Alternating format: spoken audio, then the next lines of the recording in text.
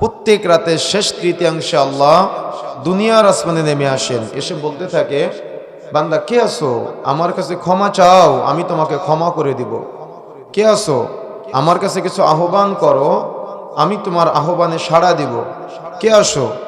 আমার কাছে কিছু চাও, আমি তোমাকে সেটা দান করব।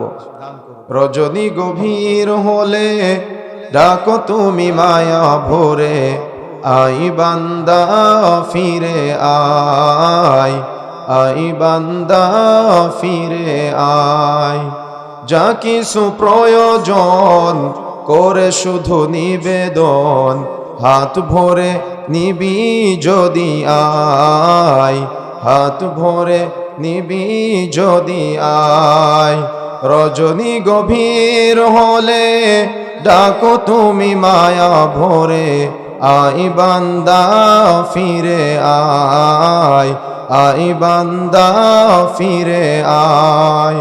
রব্বি করিম তুমি করুণার আধার, তুমি তুমি ছাড়া নাই কেহ নাই। আল্লাহ ছাড়া কেউ আছে আমাদের? আল্লাহ ছাড়া কেউ নাই।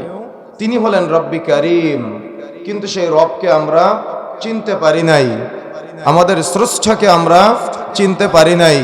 আমরা মুসলমান নামে নামকরণ করেছি, কিন্তু আমরা আমাদের যিনি সৃষ্টি করেছেন স্রষ্টাকে চিনতে পারি নাই। যার কারণে আজকে আমাদের মুসলিম যুবকদেরকে তাওহীদ সম্পর্কে কোনো ধারণা নাই। অথচ লুকমান হাকিম তার সন্তানকে বলেছিল, ইয়া বুনাইয়া লা তুশরিক বিল্লাহ, বৎস তুমি আল্লাহর সাথে শরীক স্থাপন করো না।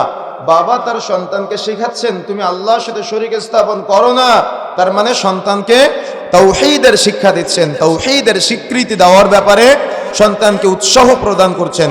কিন্তু দুঃখজনক হলো সত্য যে আজকে আমাদের সমাজের মানুষ তাদের সন্তানদেরকে তাওহীদের শিক্ষাগুলা দিতে চায় না বা প্রচার করতে চায় না। বরং তাওহীদের বক্তব্য যদি কোথাও হয়, তাহলে পরবর্তী দিন চায়ের দোকানগুলোতে সমালোচনা হয় যে হুজুরের বক্তব্য কিছুই বুঝলাম না, হুজুর তো সরুতাল দিয়ে কিছু বলে নাই, বরং কি যেন বলে গেল কিছুই বুঝলাম না।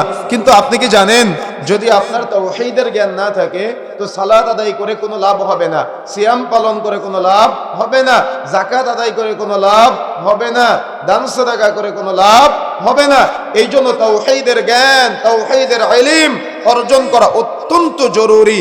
যদি আপনি তাওহীদের জ্ঞান, তাওহীদের ইলম অর্জন করতে না পারেন, তাহলে আপনি রবের নিকটবর্তী নৈকট্যশীল বান্দাদের অন্তর্ভুক্ত হতে পারবেন না।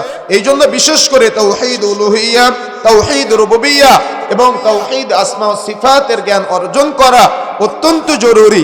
যে সমাজের বা যে পরিবারের বা যে এলাকার মানুষের তাওহীদের জ্ঞান নাই, ওই এলাকার মানুষ বিধর্মীদের সাথে মিশে যায়।